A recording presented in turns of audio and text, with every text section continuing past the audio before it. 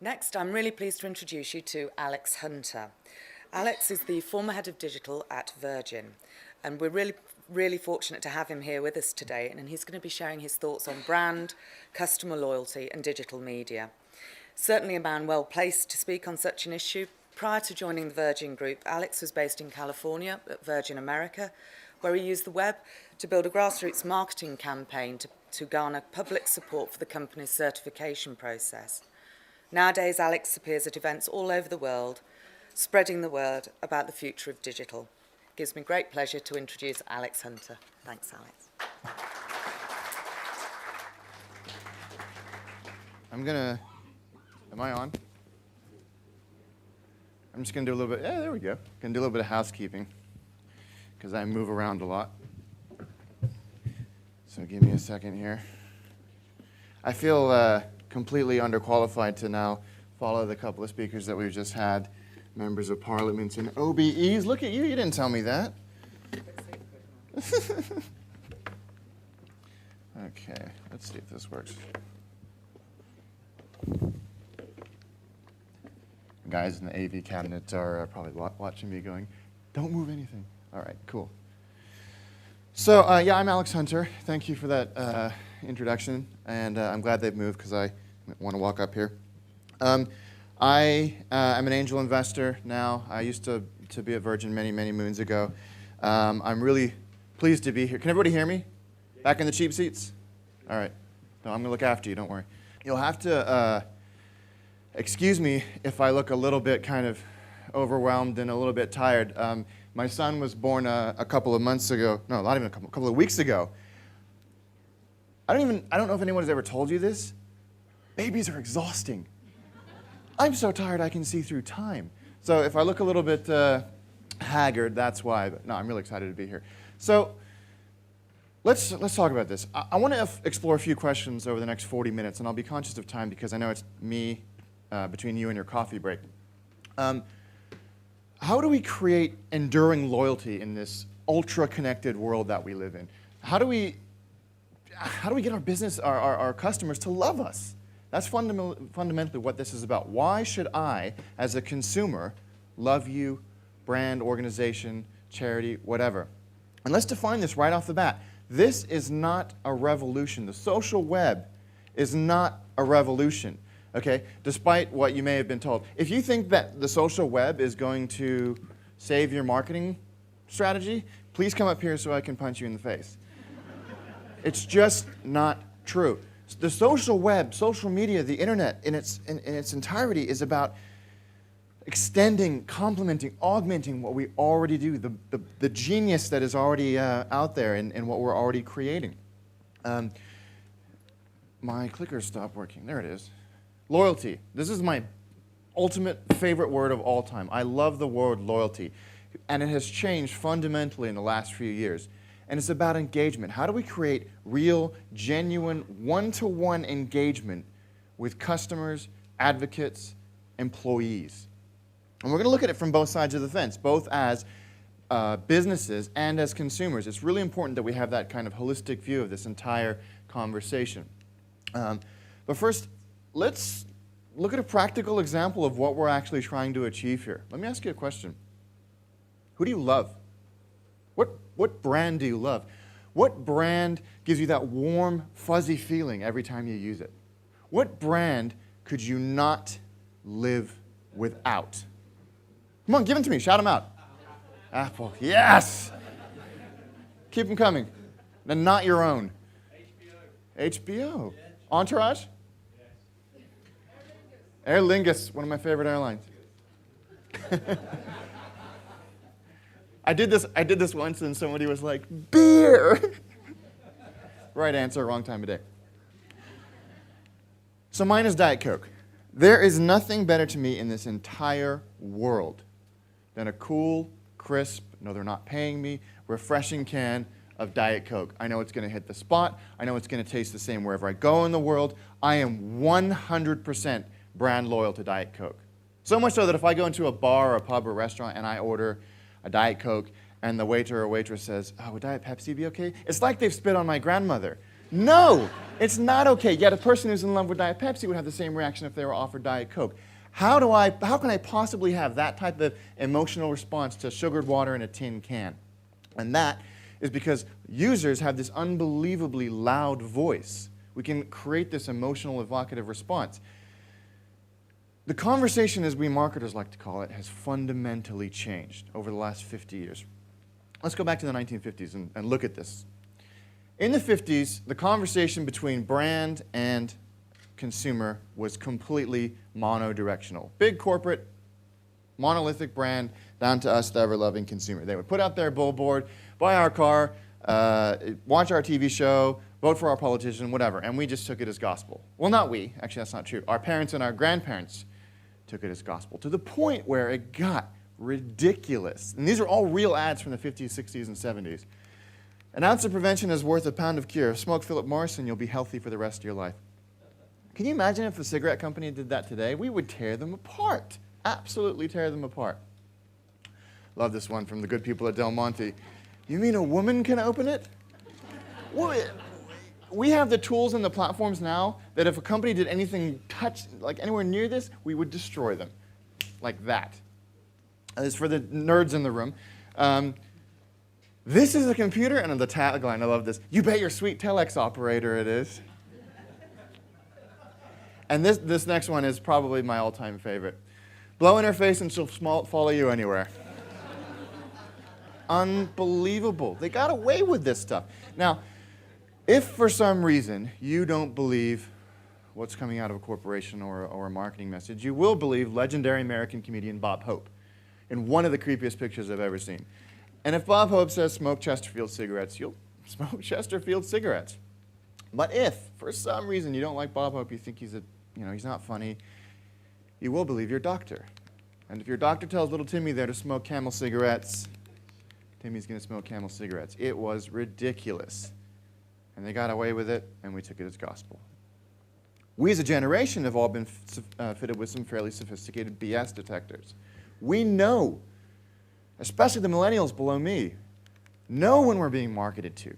We know when something is being spun. We know that when a celebrity endorses a product, they're not necessarily doing it because they love the product. It's probably because they're being paid a crap ton of money to do it. And they've got this sense now, the millennials, 18 to 25s, hardly any of them believe what they're told in ads. They understand that there's a marketing message, there's a sale going on here. So they ignore it, and they have this sense of, if you have a conversation with me, the way you market to me as a mass, I'll punch you in the face. And they've got this vibe, and so they're increasingly hard to market to traditionally. So we've had to change our game. And here's what's nice. Here's what's really interesting over the last 15, 20 years as we've moved into the digital age. This line has slowly become bidirectional with the advent of call centers, fax machines, email as we move into the digital age. There's finally these access points into large corporations, large brands. But then something even more interesting happened. Because other people, there wasn't this crafted message coming out, were representing our brand, the concept of brand kind of is evolving and spreading. We now got this concept of, let me go back, of you. Individuals, people representing and embodying their brand. Hugely, hugely powerful. We'll follow this thread. But before we get in too deep into the details, let me clear up a misconception that I hear all the time. The social web, social media, Facebook, Twitter, LinkedIn, blah, blah, blah, blah, blah, is not about connecting people with brands. People don't want to connect with brands, with some logo, some building, some mascot, some CEO that they don't really care about and probably doesn't care about them. The social web has been, and will always be about connecting people with people, whether it's grandma, the person at the company you like, or the person at the company that you hate, or your friends, your family. People connecting with people. That emotional response is how we breed loyalty. But if we're honest with ourselves, this concept of you, this concept of connecting with the person over the brand that they perhaps created is not new. Let's look at this. If we start at the beginning, Colonel Sanders, KFC, Richard Branson, Virgin, Steve Jobs, Apple, Kevin Rose of Dig.com as we move into the digital age. KFC is Colonel Sanders. Colonel Sanders is KFC. Apple is Steve Jobs. Steve Jobs is Apple. They're completely and utterly intrinsically linked in our mind. Why? Why is that? It's because they care. I'm going to repeat that. It's because they care. These people care enough to risk their own personal reputation on the quality of what they are creating every single day. Do you think Steve Jobs approves the iPad before it goes out without even looking at it or playing with it for months and months and months and going, yeah, this is worthy of the Apple brand, this is worthy of the Steve Jobs brand, and he puts it out there. And when stuff goes wrong at Apple, product goes wrong, it's not the PR person, it's not the PR company, it's not the marketing person, it's not some company spokesman, it's Steve Jobs standing on the podium saying, you know what, there isn't a problem, you're all full of it, which is what he's wont to do. But if there is a genuine problem, he says, yeah, here's what we're going to do to fix it, here's a solution where we're going to put in place, and now they own 20% of the market share, where they almost didn't exist 13 or 14 years ago. They care enough to stake their personal reputation on it. You have to ask yourself, are you willing to stake your personal reputation on what you're creating? And it's not just about, if you're a CEO, it's the project at the office, what you're doing at home, your nonprofit. It doesn't really matter. You've got to ask yourself, are you going to be willing enough to do what you do and risk your personal reputation on it? You've got to believe every single day that you're creating the best experience, the best business, the best product in the history of your industry. Nothing less. The marketplace is crowded, loyalty is very, very easy to lose, and nearly impossible to get back. Are you going to be the person that represents and embodies your brand? And the challenge I get a lot when I say that is, oh, it doesn't really matter. I'm not a CEO. I'm not a founder. I'm not a CMO. This is irrelevant to me. Not true. This is about everyone. Everyone in your organization is responsible for this. Quick story. In the early 1960s, right after JFK gave his speech about putting a man on the moon, he went down to NASA and he did the whole photo op, grip and grin thing. And he goes up to a janitor and says, what do you do here, son? And the janitor looks him square in the eye and says, I'm putting a man on the moon, sir. He believed in the mission. He was emotionally invested in the mission of the organization. He didn't go, oh, I'm sweeping the floor like a dumbass, sir. No, he was putting a man on the moon. Not directly, but in his mind, 100% associated with that. That's the kind of response and emotion we need to create in our teams. Because now, people have access to those people. And if they don't fundamentally believe in what you're doing, they're going to bail. So let's go back to my little diagram. We've got this relationship of you to them. Very, very powerful. But here's what the social web has allowed us to do. We've now got this concept of you to the power of X, where X is every single person in your organization that you have empowered with social tools to go and evangelize what you do every single day. Every single person in your organization can now touch hundreds of millions of people instantly.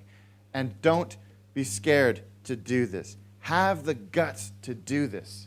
I know it's scary. The bigger the budget, the bigger the company, the scarier this becomes. The challenge I hear is consistency. Alex, I've spent tens of millions of pounds on my marketing budget. The more people I give it to, the less consistent it becomes, the more watered down it becomes. Screw consistency. Consistency is not some dogma, some religion. Okay? Consistency is a state of mind. If we're all moving towards the same mission, that will come out in whatever medium the public decides to connect with me via. The brands that are winning, the brands and companies that are winning, are extending their reach beyond their traditional sphere with engagement and content, physical engagement and digital engagement. They're building up a voice and a personality, a real, something I can connect to around what they do. Caveat, if you do this, for God's sake, keep it real. Keep it open, honest, transparent, because if you lie or you put something out there or your CEO is supposed to be tweeting and the PR person is tweeting on their behalf, you will get burned. I guarantee you. And I'll give you an example. Cell C in South Africa. Has anyone heard this story? No. Awesome. This is going to make me sound really smart. Cell C is a massive cell phone, maybe like second or third biggest cell phone provider in South Africa. Some YouTube footage cropped up of a very well-known, like the Ricky Gervais of South Africa, doing a stand-up show, absolutely railing on these guys, saying, you're terrible, your service is awful, your calls drop all the time, you're expensive, blah, blah, blah, blah, blah. So a couple of days later, Cell C takes out full-page ads in every major newspaper in South Africa and says, you know what? You're right. We aren't good enough. We apologize. Here's what we're going to do better. Here's what we're already doing to make ourselves better. And the public was like, you know, good for them. Good for you. That is a brave step to take. Well, it turns out that they had paid the comedian to say all those things. And he is now their spokesperson. And of course, within 36 hours, what happened? Twitter lit up, the internet lit up, and they've almost positively, irreparably damaged their brand because they tried to pull a fast one. Don't do that. All right, let's look at an example. Dig. Who's familiar with Dig? Dig.com. Oh, more than I expected. That's good. Dig.com, top 100 website in the world. Is social bookmarking, social news. You submit a link, goes onto the site, you vote it up or down or dig or bury it. Very, very popular. One of the best brands in the world, in my opinion. Here's why. They've got the best corporate blog on the internet, and here's the reason why. It's not just Kevin Rose, the founder of Dig, blogging. It's not just the CEO blogging. It's the developer, the DB admin, the designer, the marketing people, the receptionist, blogging constantly. Names and faces of real people within the organization who are talking about the subject matters on which they are experts. So I might not be interested particularly in PHP. I don't even know what PHP, I do know what PHP is, but it's not very interesting, believe me. But I am interested in an interview with Adrian Brody. So I'm going to connect with TJ and follow him and learn things from him and understand that he is responsible for X. A PHP nerd, like my brother, is going to follow John and understand what they're doing to improve the site from a technical perspective. Names and faces. I can have an emotional connection with a name and a face. They're elevating the people within their organization and therefore spreading the amount of possible connections with their audience by orders of magnitude. Hugely powerful. So they take it another step further. And this has been, Dig is 5 years old. They've done all of this in 5 years. They have a video podcast called Dig Nation, weekly video podcast, which is Kevin Rose, founder, his co-host Alex Albrecht. It's either filmed at Kevin's house or at Alex's house on their couch. They sit there for 45 minutes talking about the top stories on Dig and drink beer. 250,000 people tune in every single week to watch this. 250,000 people tune in every week to watch two dudes sitting on a couch drinking beer. That is more than some U.S. cable networks get. But it is since it's so laid back, since it's so real, I feel like I'm on the other side of the room having this chat with them, this very informal chat, and it's done unbelievable things for their brand. Now, they didn't just leave it there. They took it a step further. Maybe 7 or 8 times a year, they go around the world and they do live Dig Nations, where they basically do the exact same thing except on a stage. This is one they did in London about 18 months ago. There were 2,000 people in that room, another 1,800 who couldn't get in because of fire safety limitations. It was like being at a concert. And they just did the same thing. They drink beer, they have a good time. It was unbelievable, the atmosphere. And this happens all over the world, in English-speaking countries and in non-English-speaking countries. But here's where they got it right. Here's how they got it absolutely spot on. At the end of the show, instead of being whisked off into a limousine into the night, they're both very, very wealthy men, they went down and spent the entire night drinking with their fans. Their fans. These guys are geeks and they have fans. How awesome is that? We now have the tools and the platforms to create bona fide rock stars like that. We do it all the time on YouTube. Now we can do it with technologists, innovators, people in the public sector, people who run charities can become the new rock stars because of the tools that we have. And we need to empower that. We need to make that happen. You don't have to be as big as Dig to make this happen, though. Dig are a big company, don't get me wrong. There is a company in the UK and throughout Europe called Quip. Some of you may have heard of them. It's a local review company. Full disclosure, my brother works for them. But he's my younger brother, so it doesn't matter. You go online, review bars and restaurants. This is a pub quiz they did to celebrate their first birthday, I think. But what they've done even better is they've reached into the community, identified people who are passionate, positive contributors to what they do, and said, you have reviewed every steak restaurant in London. You clearly love meat. Here's a couple of £100. Find 12 other people who love meat. And go check out this new place, have a little party, review it for us, and let you know what it write a blog about it. Not only is that person meeting the people that curated and created the community that they've invested so much time and energy in, but they're also meeting their fellow community members, their friends that they probably spend more time with than their colleagues and spouses. A little weird, but it's true. So they did one recently, which was a Scotch and Cupcake meetup. Who's not going to go to a Scotch and Cupcake meetup? I did. It was fantastic. That is a great way. Bridging that gap between online and offline is a great way to breed loyalty.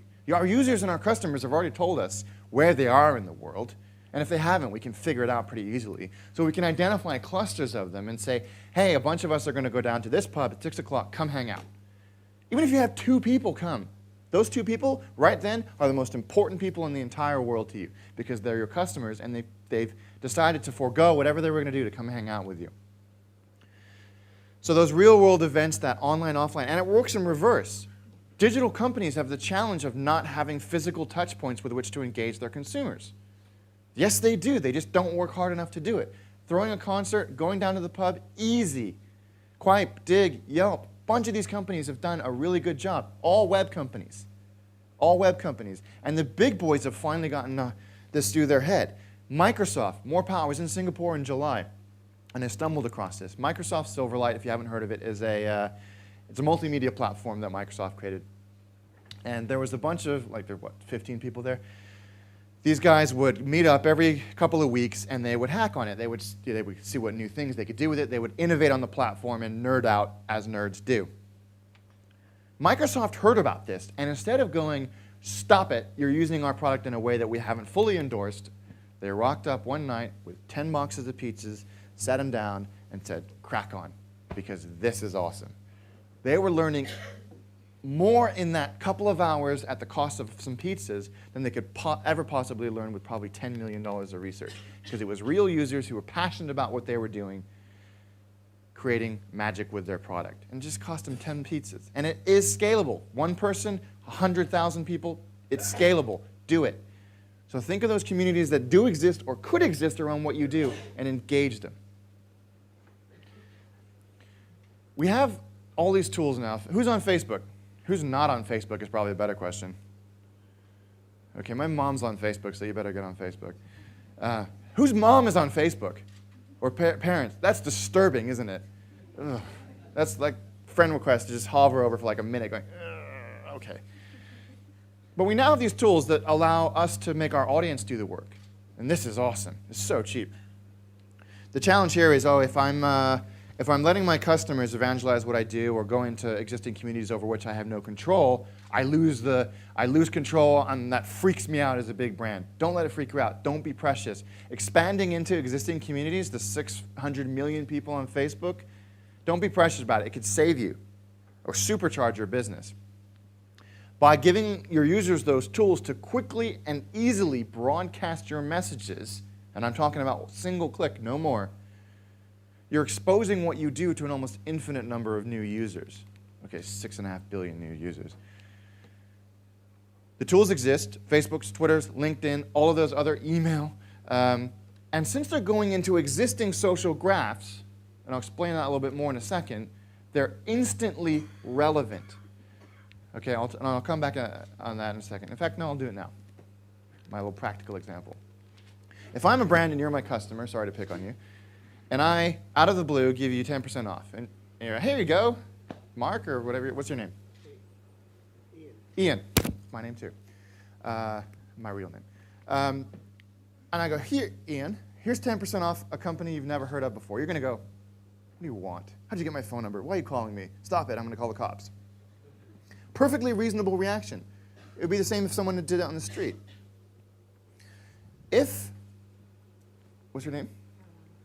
If you guys are friends, and you're a repeat customer of my business, big fan, and I've identified that because I've got my CRM up to scratch, and I go, you come here all the time, I really appreciate it. Here's 10% off for you, here's 20% off for you, and 10% off for 5 of your friends.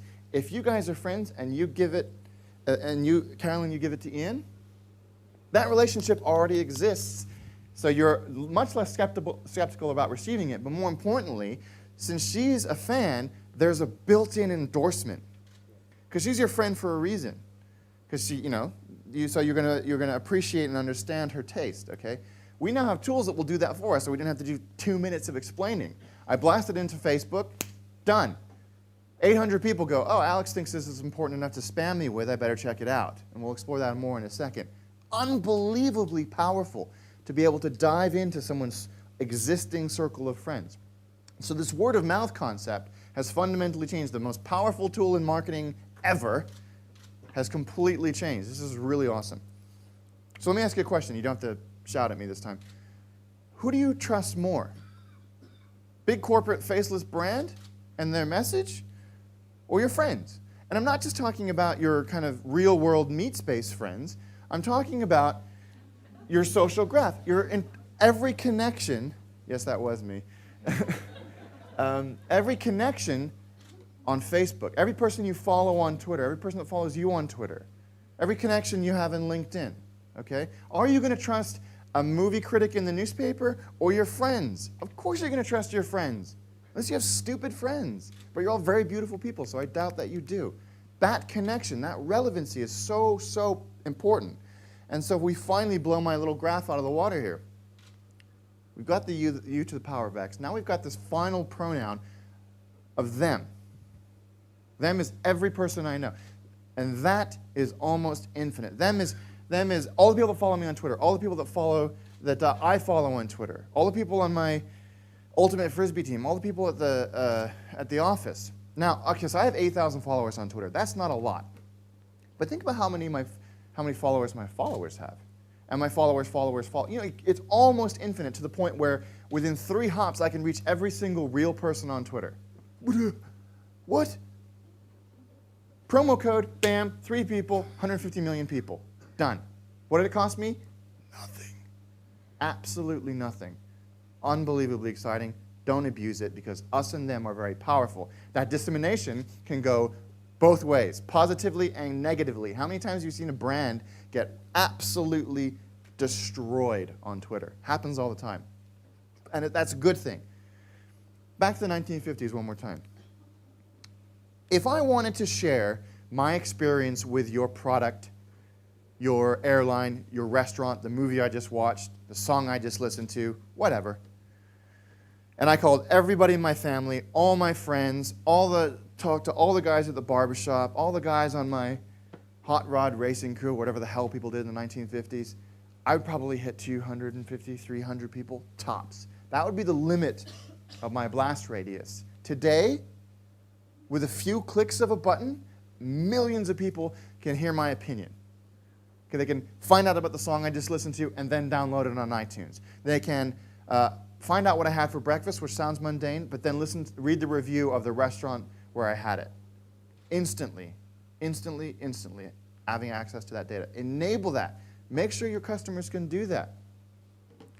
So that's just a few quick tactics, and I want to open up another presentation I have, because how much time do I have?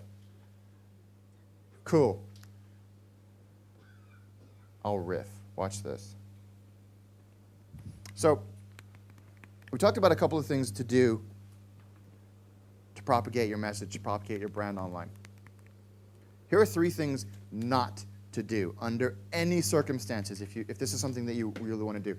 The temptation, when you first embark on taking your brand into the social web, is to be a hive of activity, constantly dominate the conversation. You may not think you're dominating the conversation, but you may think that you're doing a service to your users by saying, we're on sale, look at us, look at us, look at us. It would be the exact same thing if I was having a conversation with you and you're like, and I'm just like yelling all this stuff that's just important about me.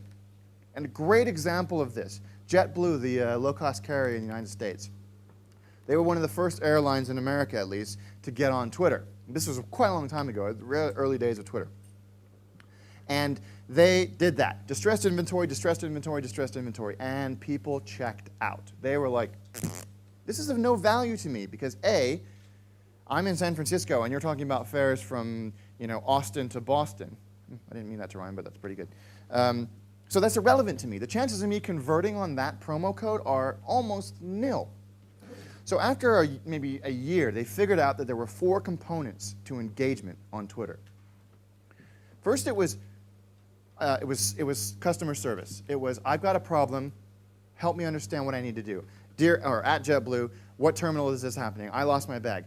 There are people manning it. Multiple people manning their Twitter account 24 hours a day. Multiple people. And there's their customer service people who have heard every scenario in the book and can quickly and easily resolve them. Number one, customer service channel. The second is operational. So when there's thunderstorms in New York or wind in San Francisco, which there always is, quick tweet out. There are 1.6 million followers, instantly appreciate and understand it.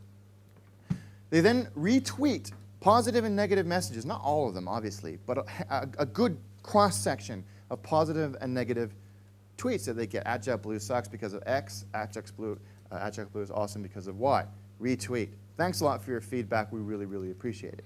And finally, they use it for distress inventory and for promos. But they're Twitter exclusive promos. So they say, thanks for following us. We really appreciate it. Here's a fare just for you on Twitter. Of course, it's not just for you on Twitter, because that's not how the internet works. But you get that sense of belonging, of ownership, of appreciation, of perceived value. Really important. The next thing not to do, especially if you're late to the game, if you're a brand and you're only just coming into using social tools, and your CEO is going, we need a Twitter, and we need a MySpace, and we need a Facebook, whatever that is. I want it now, and I want it constant. Okay? You go out and you're everywhere, absolutely everywhere. Okay? And you suddenly realize after a week that the poor, intern that you've hired to do that, which don't ever do that, can't keep up, and they start to walk away from conversations. So it would be like me and Ian having a conversation. Ian's talking to me, and I go, you're going to be like, dude, what the? It's exactly the same thing, except it's in a transactional retail sales environment. And we do that. So we have, the strategy is this. If you're late to the game, find out where people are already talking about you. And they are, whether you like it or not. They're talking about you. Find out where they are, and it may be on Twitter, or it may be on some small niche message board. Find out. Go in there and listen for at least 30 days. What's the vibe? What are people saying? And then slowly lean into frame, an expression I hate, but it's true.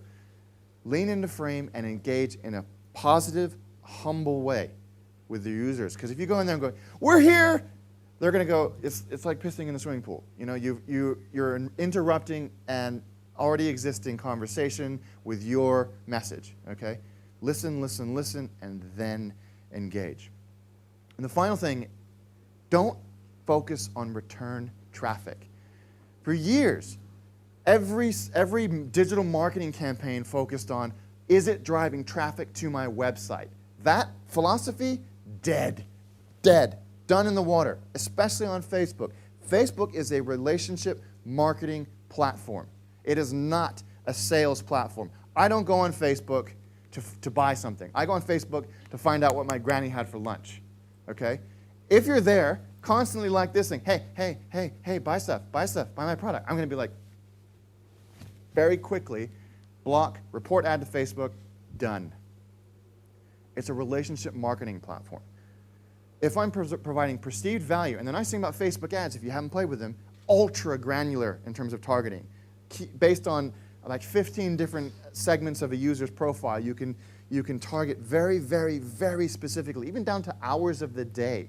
It's lunchtime, you're hungry, you're in Milton Keynes. You've said in your thing you like McDonald's. Here's a promo code for McDonald's, come on down. Seriously, that's how it works, okay? If I'm providing value to a user on something I know they're interested in, they're going to engage, even if they're not in a buying frame of mind. That doesn't mean I have to go to their website, back to your website, to prove that it's valuable. If I take a promo code in and transact and I've never been to your website, that's dollars in the bank and a new customer. What more could you want? Okay? And the last thing I will say is if you do any of this, I'm begging you, please keep it honest, keep it open, keep it transparent, and keep it real. And I promise you that you'll all change the world. Thank you.